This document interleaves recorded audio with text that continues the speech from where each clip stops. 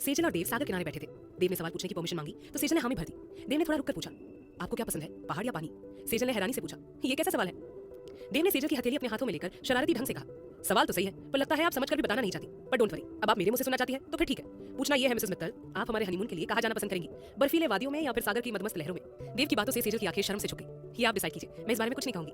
देव ने सेजल के चेहरे को एक हाथ से ऊपर करके कहा, सबसे पहले तो ये नीचे देखना बंद करो। और आपको नहीं लगता कि आपका होने वाला पति भी थोड़ा हैंडसम है? तो आप अपनी नजरों से भी जी भरकर मुझे भी देख ले।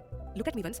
सेजल ने धीरे से एक नजर उठाकर देव की ओर देखा, फिर तुरंत अपनी नजरें नीचे करके कहा, मुझसे नहीं हो पाएगा। देव ने उसे गहरी नजरों से देखते हुए कहा, मिसेस मित्तल, यदि आप मुझे देख भी नहीं पा रही है तो फिर शादी के बाद मुझ मासूम का क्या होगा? I am worried right now. Sejal ने दूसरी ओर देखकर कहा, प्लीज देव। देव ने हल्की मुस्कान के साथ कहा, डोंट वरी, मजाक कर रहा हूं। Come to the main point. तुम्हारी कोई चॉइस होगी ना, क्योंकि ये हम दोनों के सुनहरे पलों का कलेक्शन होगा, तो इसमें तुम्हारी चॉइस भी मायने रखती है। सेजल की आंखों में चमक सी उतर आई। उसने कहना शुरू किया, मेरा शुरू से ही सपना रहा है कि मैं पहाड़ों पर जाऊं। गिरती हुई बर्फ से ढकी मनोहर पर्वत श्रृंखलाएं, बड़े बड़े देवदार और चीड़ के पेड़ों से घिरा मैदान, नदियों का कलकल करता पानी, पहाड़ों पर से गिरते झरने देखूं। पर मुझे कभी मौका नहीं मिला, क्योंकि इतना कहते ही उसकी आंखें नम हो गई। देव ने सेजल के कंधे को थाम कर कहा, आपकी इच्छा मैं पूरी करूंगा मिसेस मित्तल। आप बस रेडी हो जाइए अपने हनीमून के लिए। इसी तरह की खट्टी मीठी बातों के दौर के बाद देव सेजल को छोड़ने घर की ओर गाड़ी बढ़ा देता है। माहेश्वरी भवन में इस वक्त शौर्य, वर्षा और शीतल की बातें हंसी मजाक गूंज रहा था। देव ने सेजल को घर छोड़ा और सबसे मिलकर निकल गया। सेजल भी सबके साथ हॉल में बैठ गई। शौर्य ने हाथ मारते हुए कहा, क्या बात है दी, प्री वेडिंग शूट होने वाली है अब आपकी?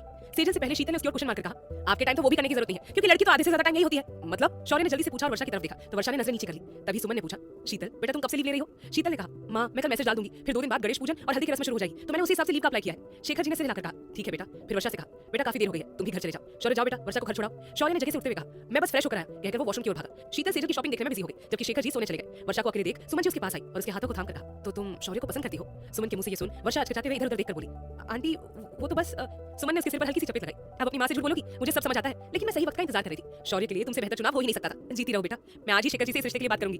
वर्षा ने सुमन के गले लगकर कहा, थैंक यू मां, गुड नाइट, आप सो जाइए। उसी वक्त शीतल बोल पड़ी, क्या गुड नाइट मैडम, आज तो घर पर रुकेगी? लेकिन शीतल, वर्षा ने कुछ कहना चाहा तो सेजल बोल पड़ी, हाँ वर्षा चलो ना, मैं तुम्हें अपनी शॉपिंग दिखाती हूं और कल के लिए पैकिंग भी तो करनी है। अपनी दी की हेल्प करवा दे, आंटी को मैं कॉल कर लूंगी। ये कहकर सेजल और शीतल वर्षा को अपने साथ लेकर चले गए। इधर शौर्य वॉशरूम से बाहर निकला तो सुमन जी को अकेले सामान समेटते देख पूछा, मां सब कहां है? और वर्षा वो कहां गई? सुमन ने मुस्कुराहट छुपाते हुए कहा, वो तो घर चली गई। फिर खुद लाइट ऑफ करते हुए कहा, तू भी थका हुआ आया है, जा सो जा, गुड नाइट। गुड नाइट मां, शौर्य ने कहा और मेरे कदमों से कमरे की ओर बढ़ गया। मन ही मन वो वर्षा से नाराज बैठा था।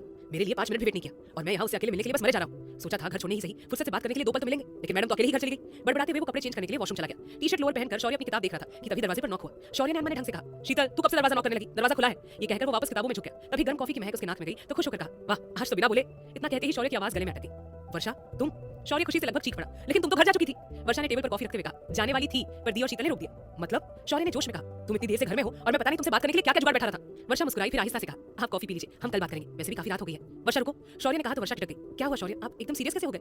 शौर्य बिस्तर से नीचे उतरकर उसके सामने आकर खड़ा हो गया, फिर गंभीर लहजे में कहा, ध्यान से मेरी बात सुनो, मेरा ये लास्ट सेमेस्टर है और मैं चाहता हूं तुम अपने पेरेंट्स को हमारे बारे में बता दो। वर्षा ने नरमी से कहा, शौर्य प्लीज आप पहले शांति से अपनी एग्जाम्स दे लो फिर मैं। शौर्य ने बीच में ही कहा, मेरी बात पूरी नहीं हुई है, तुम बताओगी या मुझे आना पड़ेगा? वर्षा ने झिझकते हुए कहा, शौर्य शायद इसकी जरूरत ही ना पड़े, सुमन आंटी ने मुझसे कुछ कहा है। शौर्य ने बेचैन होकर पूछा, क्या कहा जल्दी बोलो।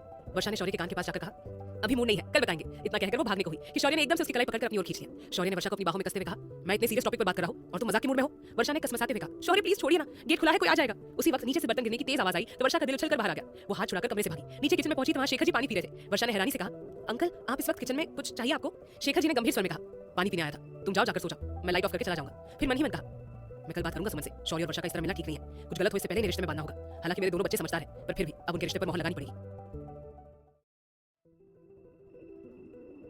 अगली सुबह सेजल वर्षा और शीतल के साथ अपने कुछ आउटफिट्स को लेकर खींचातानी कर रही थी। वर्षा ने जिद की, दी अब ये रेड वाली साड़ी रखिए, देखिए इसका ब्लाउज कितना सुंदर है। सेजल ने ब्लाउज साइड करके कहा, वर्षा इसका बैग बहुत ही डीप है, अच्छा नहीं लगता। शीतल ने छेड़ा, क्या दी आप, ये जीजू के सामने पहनने वाली हो, अब उनसे क्या शर्माना?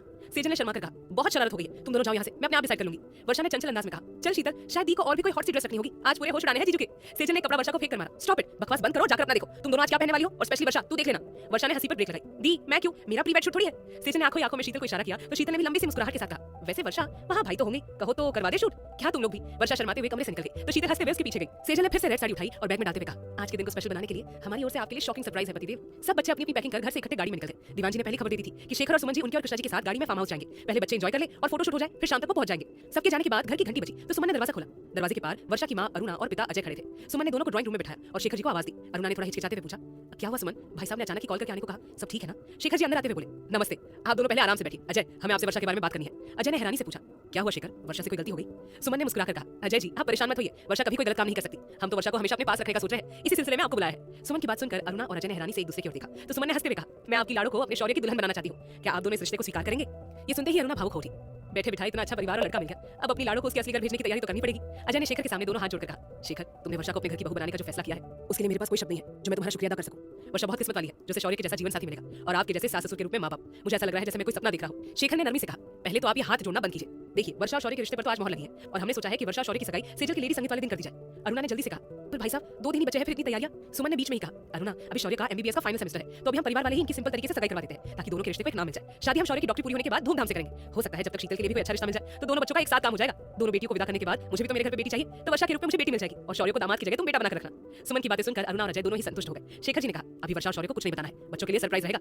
हंसी खुशी के माहौल में बात पक्की हुई और मिठाई खाकर वर्षा के माता पिता खुशी समेट कर घर चले गए। आज राज घर पर ही मौजूद था। अनिकेत अग्रवाल ऑफिस से ऑफ डे लेकर पहुंचे तो राज को लॉबी में बैठे देख कुछ छिटक गए। राज ने भी एक किताब से अपना चेहरा छुपा लिया। तभी सरला ने पूछा, आप आज इतने जल्दी? अनिकेत ने ऑफिस बैग सोफे पर रखकर कहा, हाँ वो तबीयत कुछ सही नहीं लग रही है, कहकर वो अपना सीना मसलने लगी। लगता है गैस हो गई है। सरला ने जल्दी से कहा, आप कमरे में जाकर फ्रेश हो जाइए, मैं शरबत ले आती हूँ। अनिकेत सर हिलाकर कमरे में चले गए तो सरला जल्दी से शरबत बनाकर जाने को हुई कि तभी राज ने सामने आकर शरबत वाली ट्रे पर एक मेडिसिन का पत्ता रखते हुए कहा, गैस की दवा है मां।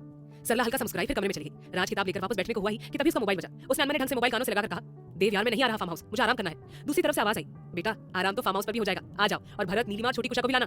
अंकल, राज सीधा होकर बैठा, सॉरी वो मुझे लगा देव है। दूसरी ओर से दीवानजी ने हंसकर कहा, बेटा देव ने ही मुझे फोन पकड़ा दिया ताकि मैं तुम्हें आने को बोल सकूं। अब तुम मेरा कहना तो नहीं टाल सकते।